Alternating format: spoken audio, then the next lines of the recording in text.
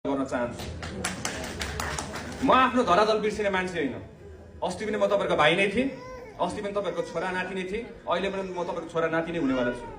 कुनै दिन मैले तपाईलाई भनेको थिएँ, त्यो भाषण गरिरहेको समयमा त्यो गाउँघरमा जाँदै गर्दाखेरि भोट माग्दै गर्दाखेरि मलाई यो जति तपाईले नजिक राख्नु भयो त्यति तपाईले आफ्नो समस्या सुनाउन सजिलो हुन्छ भनेर मैले तपाईलाई भनेको थिएँ।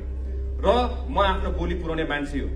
म आफ्नो बोली हरेक बोली मैले जे शब्द चयन गरेको छु त्यो मेरो अन्तिम शब्द हुनेवाला छ। म मरुन्जेलसम्म म त्यही बोल्नेवाला छु। म त्यसमा डगमगाउनेवाला छुइनँ।